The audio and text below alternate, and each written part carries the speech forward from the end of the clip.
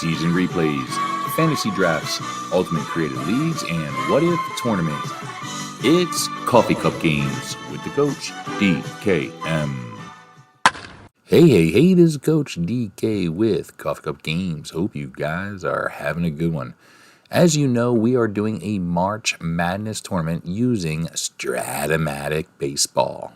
And in the tournament, we are using the top 68 World Series champions based on their winning percentage. And today we are going into a preliminary game, a number 17 versus number 16 seed in the Hickory bracket. The number 17 seed is the 1935 Detroit Tigers, who won the World Series over the Chicago Cubs, and they did so mostly without American League MVP hammerin' Hank Greenberg, who broke his wrist in Game 2. Greenberg had an incredible year in 1935. He led the major leagues in home runs, RBIs, runs created, extra base hits, and total bases. His RBI total was more than 50 RBIs ahead of second place. Now, I will be managing the Detroit Tigers in this game, and they're going to be going against their opponent, the Milwaukee Braves. This is the only World Series that the Braves franchise won while they were in Milwaukee. And the Braves were led by their own Hank, their own MVP, Hank Aaron, who led the National League in home runs, runs scored, RBIs, and total bases. So this is going to be a battle of Hanks, a battle of MVPs, and a battle of the 1935 Detroit Tigers versus the 1957 Milwaukee Braves. So now let's check out the lineups for each of these teams. For the 35 Detroit Tigers, they're going to have Clifton, third baseman, leading them off. Mickey Cochran, the catcher and manager, is going to be batting second. Garinger, the second baseman, is batting third. The MVP, Hank Greenberg, will be playing first base in the cleanup spot. Goose Goslin, the left fielder, will be batting fifth. Fox, the right fielder, will be batting sixth. Walker, the center fielder, will be batting seventh. And Rogel, the shortstop, will be batting eighth. On the mound will be Schoolboy Rowe. For the 57 Braves, they're going to have Bruton, the center fielder, leading off. Shandis, the second baseman, is going to be batting second. Eddie Matthews, the Hall of Fame third baseman, is going to be batting third. Hank Aaron, the MVP and Hall of Famer, will be in right field, and he'll be in the cleanup spot. Covington will be in left field, and he'll be batting fifth. Logan, the shortstop, will be batting sixth. Torrey, the first baseman, is going to be batting seventh. Crandall, the catcher, is going to be batting eighth, and on the mound will be Warren Spahn. So now, there's the lineups. Let's go ahead and let's jump into the action between the 1935 Detroit Tigers, whom I will be managing, and the 1957 Milwaukee Braves. So if you're enjoying these videos, please take a moment and like the video by hitting the thumbs up, subscribe to the channel, and of course, leave any comments, questions, or snide remarks in the comment section down below. So now, let's head into the action between the number 17 Detroit Tigers from 1935 and the number 16 seeded Milwaukee Braves from 1957. Alright, so we are here at American Family Field in Milwaukee as the 1957 Milwaukee Braves are going against the 1935 Detroit Tigers, whom I will be managing. Here we go, first pitch, Warren Spahn on the mound. Clifton up to bat, third baseman, leading us off, and he is going to start off with a single. Dead center field, so he's going to be on base. And now Mickey Cochran is up. The catcher hit .319, and he's going to draw a walk. So we got runners on first and second. And now Charlie Geringer's up. He hit .330 with 19 home runs. The left-handed second baseman is going to rip a single up the middle. We have a chance to send Clifton. We're going to send him. We are going to send the trailing run, see what they try to do. No cutoff. The play is going to be at the plate. And he's going to be safe as we rolled a 7, and that's going to put us up early, 1-0. We got runners on second and third with Hank Greenberg, the first baseman, coming up, who had 36 home runs in 1935. Here's the pitch. He's going to hit a ground ball to Joe Torre, and he is going to make a play, but that will score another run. So even though it's an out, we do add one. And now we got Goose Goslin coming up. Geringer's on third base. There's one out. Warren Spahn struggling, but Goslin's going to hit a line ball right at Eddie Matthews at third base, so that's going to be 2 down. And now Fox, the right fielder, is up, and he's going to draw a walk. Bringing up Rogel, the shortstop, who hit .275, the switch hitter. And I'm wrong, that's going to be Walker who's going to be up, and he needs a 1 to 10. It's going to be an 11. So we are not able to add that last run that we were hoping to get. But we do jump up with 2 runs in the top of the first, and now we're going to send Schoolboy Rowe up to the mound. He's going to be going against Bruton, the center fielder, who had 278, and he's going to start off with a strikeout. And now here comes the second baseman for Milwaukee, and he's going to rip a single opposite field. So he's on base, and now Eddie Matthews is up. Eddie Matthews needs a 1 for a single. The rest is going to be an out, and it's going to be a 19, so he's going to line out to second base. And now Hank Aaron, who had 44 home runs, hit 322 back in 1957, is going to draw a walk. So runners on first and second. Now Covington's up, the left fielder. He had 297 with 21 home runs. He's going to hit the second base, who's going to have to make a play, and Gehringer makes a nice highlight film play to end the inning as they leave 2 runners stranded. And we're going to go into the top of the second, leading 2-0. Warren Spahn on the mound, going against Rogel. The shortstop is going to rip a single on the pitcher's card, a 6-6. And so he's on base, and now Schoolboy Rowe is up. He had 312 back in 1935, so we're going to let him hit as he's got a good little bat. He's going to hit a ground ball to Torre, who has to make a play, but that one is going to get through as he doesn't have the range. And Rogel is going to go all the way over to third, so we got runners on the corner. Now Clifton is up, who singled in the last inning. He's going to lift one into left field. Will it be deep enough? We are able to tag up 1-17. We're going to send him. We're going to send the trailing run, who has a 1-11. They're going to go for the play at home. Save! And it's going to be a 12, so he is easily in there. And we add another run, and now we have Mickey Cochran coming up. Rowe ended up on second, 1 down, and it's going to be a ground ball. Red Sheenbeest, who's going to make the play. Eddie Matthews said he has one of the best hands of all time. And so now Gehringer is going to be up. He had 320 with 19 home runs, and he's going to get a single, his second one of the game, and a second RBI. As we add 2 more runs in the inning, and now we got Greenberg up, and that's going to be a strikeout. So we end the inning with 2 more runs. We doubled our lead. We now lead by 4. And now Schoolboy Rowe is up on the mound. He's going to be going against Logan, who's going to have hit a ground ball to Rogel at short, who has to make a play, and he does as his range comes through. And now Torre is up. He is going to rip a double into the gap into right center, and that's going to be a stand-up double for Torre. And now Del Crandall is up. And here's the pitch. He's going to hit a ground ball to Clifton, who has not very good range, but he makes an amazing play. Somehow gets a glove on that, knocks it down, picks it up, and throws it to Greenberg at first for the second out. And now the pitcher Spahn is up, and he's going to hit a ground ball right back to Rowe, who's going to easily pick that one up, throw it to first, and that's going to be the end of the inning as they leave a runner stranded on second base. As we still lead 4-0, top of the third, Goose Gosselin's going to be leading us off, and he needs a 1-6 for a home run. This ball is going all the way back to right center field, and it's going to be out of here. A 1-6 was a home run. The rest was a double. We rolled a 1, so another run. And they still have Warren Spahn in the game. Here's Fox. He is over 0 because he walked his first time, but this time it's going to be a strikeout. The second strikeout for Warren Spahn, and now Walker is up. Walker's going to hit a line ball right at Shendist. And so that's going to be 2 down, and now Rogel is up, and he's going to hit a line ball right to the same second baseman. And that's going to end the inning, but we add 1 more run on the home run by Goose Gosselin. And now Bruton is up, leading it off for the Milwaukee Braves, top of the order. The center fielder is 0 for 1. He needs a 1 for a hit. It's going to be an 11, so that's going to be an out as he hits it straight at Gehringer. And now Shendist is up, and he's going to draw a walk. And now Eddie Matthews is going to be up the bat. He's 0 for 1. He lined out earlier in the first inning, and he's going to rip one into the left center field. This one is no doubt about it.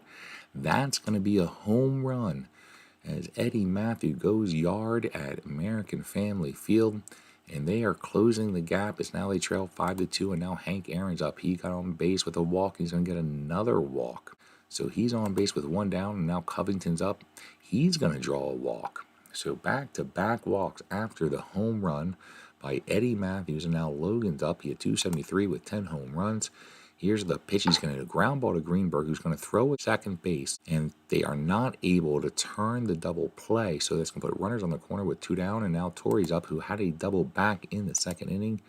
He's 1 for 1. He's going to hit a ground ball to Greenberg, who's able to pick that one up. He's going to toss it over to Schoolboy Rowe, who's covering the bag, and that's going to end the inning as they leave runners on the corner. But they have added 2 runs in the inning to narrow the gap 5-2. So after 3, the Detroit Tigers from 1935 have 5 runs on 6 hits, have not committed an error. And the 1957 Milwaukee Braves have 2 runs on 3 hits and have not committed an error. Warren Spahn on the mound, going against his counterpart. Here's the pitch, and Rowe is going to rip a single as he pulls this one, a line drive over the infield. He did hit .312 back in 1935, and now Clifton's up. He's 1 for 1 with an RBI. He's going to hit a ground ball to Logan. He's going to throw it over to the second, and then over to first for a 6-4-3 double play. And now Mickey Cochran is up, and he's going to hit a fly ball to dead center. Bruton's going to get there, and that's going to be an unconventional 1-2-3 inning. As we go into the bottom of the 4th, here is Del Crandall. He's going to hit a ground ball to Clifton at third. That's going to be 1 down. And now Warren Spahn is up. He's going to hit a line ball right at Garinger. That's going to be 2 down. And now here is Mickey Cochran. He needs a 1-5 for a triple, and it's going to be a 6. So the 20-die roll in our favor as we go into the top of the 5th. Leading 5-2. Again, I am managing the Detroit Tigers. We have a nice 3-run lead. And it's going to be Garinger, who's 2 for 2. He needs a 1-3 for a single. The rest is an out. It's going to be a 12, so there's 1 down. And now Greenberg is up. Greenberg's going to hit a fly ball to center field.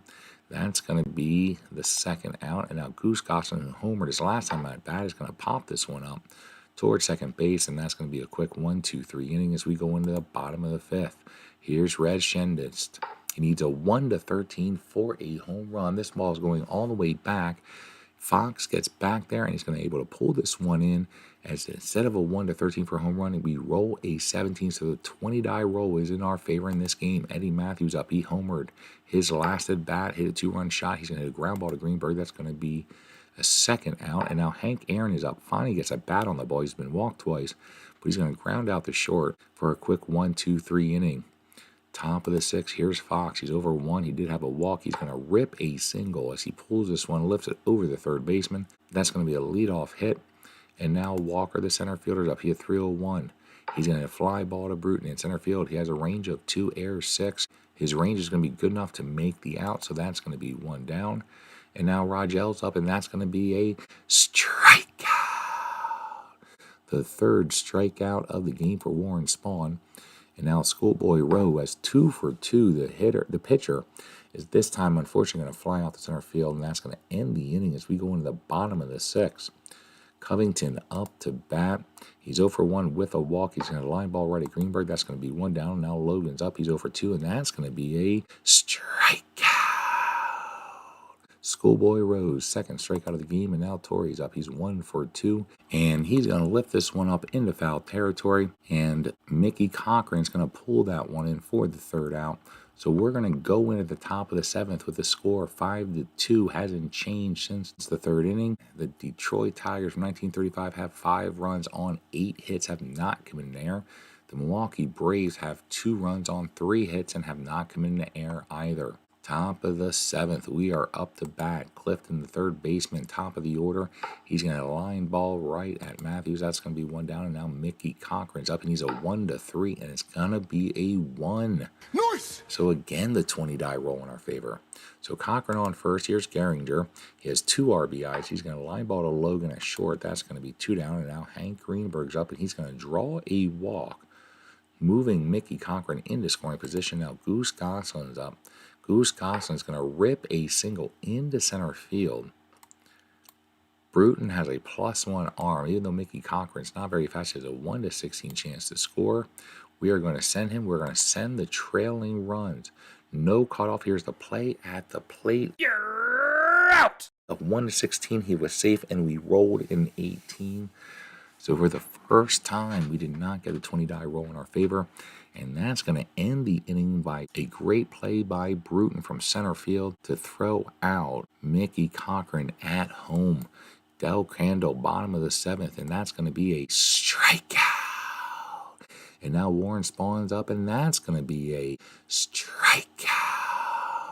And now Bruton's up. He's 0 for 3, and he's not going to strike out. He's going to lift this one, pulls it into right field. But that's going to be an easy play for Fox, as that's going to be a quick 1, 2, 3 innings. We go into the top of the 8th, and now Fox is going to lead us off. He's going to lift this one into left field to Covington. That's going to be 1 down, and now Walker's up. Walker's taking a ground ball to Logan. That's going to be 2 down. And now Rogel is up, and he's going to hit a ground ball to Shores for a 1, 2, 3 inning. And we're going to go into the bottom of the 8th, as we didn't get anything in that inning. Schoolboy Rowe is over his pitch count. We're going to keep an eye on him. Red Shinsteth is up. He's going to hit a dribbler in front of home plate.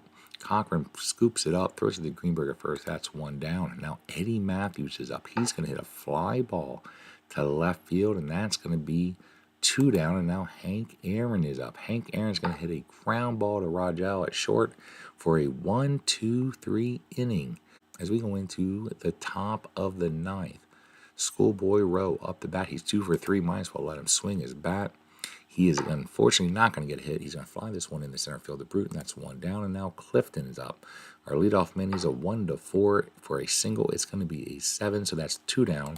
And now Mickey Cochran's up, and Mickey Cochran's going to hit a ground ball to Fred Torrey at first for a 1, 2, 3 innings. We're going to go into the bottom of the 9th, leading by 3. As Schoolboy Rowe is well over his pitch count. He pitched 122 pitches so far. Normally only pitches 104. It's kind of his cap. And so we are going to bring in a relief pitcher to try to close this one out. Bottom of the 9th, we're going to bring in General Crowder to come to the mound to try to get the save. Covington's going to lead them off. He's 0 for 2 with a walk. He's going to ground ball to Geringer, who needs to make a play, but his range and defense are absolutely incredible, so that's going to be 1 down. And now Logan's up. He is 0 for 3. He's going to hit a ground ball to Clifton. That's going to be 2 down. And now Torrey's up. He's 1 for 3 with a double. He has one of the 3 team's hits. He needs a 1 for a single. It's going to be an 18. So the 20-die roll comes through for us again. And that's going to end this one. The 1935 Tigers are victorious as they win this one on the road. So in this game, the 1935 Detroit Tigers come out victorious. They get 5 runs in the first 3 innings. And they are led by their 4 Hall of Famers, Mickey Cochran, Charlie Geringer, Hank Greenberg, who was the MVP in 1935, and Goose Goslin. The 4 Hall of Famers accounted for 4 of the team's RBIs and 5 of their hits. Schoolboy Rowe had a great game, went 8 innings, only allowed 3 hits, although he did give up 2 runs. But he was able to keep the Milwaukee Braves bats and runners at bay. So the 1935 Detroit Tigers are going to advance. They are going to play the 2020 Los Angeles Dodgers, the number 1 seed in the Hickory bracket. I hope you guys enjoyed this game. It was our first game that was not determined by 1 run, as the Tigers win this one 5-2. So until next time, this is Coach DK. Have a good one. Bye.